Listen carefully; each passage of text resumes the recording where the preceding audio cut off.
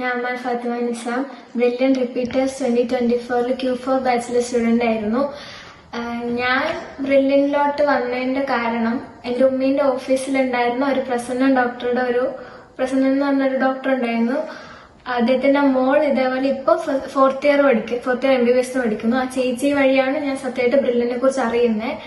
ബ്രില്യനെ കുറിച്ച് അറിഞ്ഞു. പിന്നെ ഞങ്ങൾ ഇങ്ങനെ കൂട്ടുകാരായിട്ട് ഡിസ്കസ് ചെയ്തപ്പോ എന്തോ അതൊരു ബ്രില്യൻ ജയിലാണ് അങ്ങനെയൊക്കെയാണ് ഞാൻ കേട്ടത്. പക്ഷെ വൺസ് ഞാൻ അവിടെ പോയി കഴിഞ്ഞപ്പോഴാണ് എനിക്ക് മനസ്സിലായത് ബ്രില്യന്റ് അടിപൊളിയാണ്.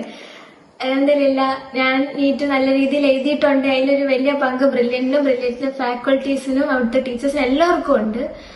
ബ്രില്യന്റിനെ കുറിച്ച് പറയുമ്പോൾ എനിക്ക് ഏറ്റവും ബ്രില്യന്റിലെ ഫേവറേറ്റ് ആയിട്ടുള്ളത് അവിടുത്തെ ടീച്ചേഴ്സും അവിടുത്തെ ലൈബ്രറി ഫെസിലിറ്റീസ്, റെഫറൻസ് റൂമുമാണ്. അങ്ങനെ കുറെ പറയാനുണ്ടെങ്കിൽ എനിക്ക് പേഴ്സണലി ബ്രില്യന്റിനെ കുറിച്ച് ഇഷ്ടം. പിന്നെ അവിടുത്തെ ടെസ്റ്റ് സീരീസ്, ഇതൊക്കെയാണ് എനിക്ക് പേഴ്സണലി ബ്രില്യന്റിനെ ബെസ്റ്റ് ആയിട്ട് തോന്നുന്ന കാര്യങ്ങൾ. അവിടുത്തെ ടീച്ചേഴ്സ് എന്ന് പറയുമ്പോൾ നമുക്ക് എപ്പോ വേണം അവരുടെ അടുത്ത് ഡൗട്ട് വയ്ക്കാൻ പോകുമ്പോൾ തന്നെ അവരൊരു ഹെസിറ്റേഷൻ ഇല്ലാതെ പറഞ്ഞു തരും. ലൈക്ക് അവർക്ക് ഇഷ്ടമാണ് ഡൗട്ട് ക്ലിയർ ചെയ്ത് തരുന്നത്.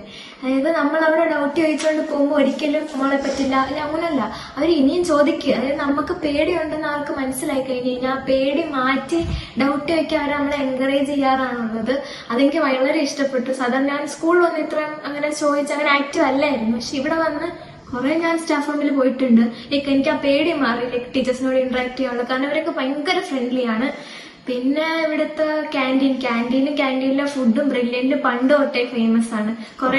അതെ, ബ്രില്യന്റിന്റെ ഫസ്റ്റ് എന്ന് പറയുകയാണെങ്കിൽ ഏതാണ് ഞാൻ അവിടെ ചെല്ലുന്ന മുന്നേ തന്നെ അതിനെക്കുറിച്ച് കേട്ടറിഞ്ഞിട്ടുള്ളതാണ്. എന്തുകൊണ്ട് അത് ഭയങ്കര ഫേമസ് ആണ്. ആൻഡ് ഫേമസ് ആവാനായിട്ട് കാരണമുണ്ട്, കാരണം അത് നല്ലതാണ്.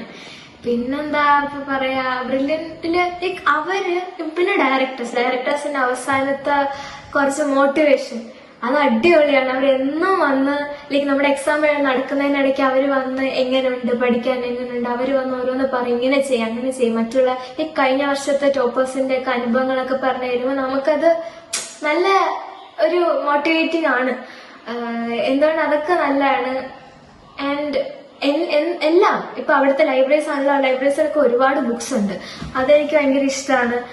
അതായത് എനിക്ക് ഏത് ബുക്ക് വേണം എന്നുള്ളത് എനിക്ക് അവിടെ പോയി കഴിഞ്ഞ് കഴിയുമ്പോൾ നമുക്ക് കുറെ ബുക്ക് കണ്ടു കഴിയുമ്പോൾ ഇതിൽ ഏത് ചൂസ് ചെയ്യണം എന്നുള്ള ഡൗട്ടാണ്. പക്ഷെ എങ്കിലും അവിടുത്തെ ആൾക്കാർ തന്നെ നമുക്ക് പറഞ്ഞു തരും ഈ ബുക്ക് നല്ലതാണ്, അത് റെഫർ ചെയ്യും. അങ്ങനെ നല്ല നല്ല ബുക്കുകളൊക്കെ റെഫർ ചെയ്യാൻ കുറെ ബുക്കുകളുണ്ട് അവിടുന്ന് ഇഷ്ടമുള്ള നമുക്ക് സെലക്ട് ചെയ്യാനുള്ള ഓപ്പർച്യൂണിറ്റീസും ഉണ്ട്.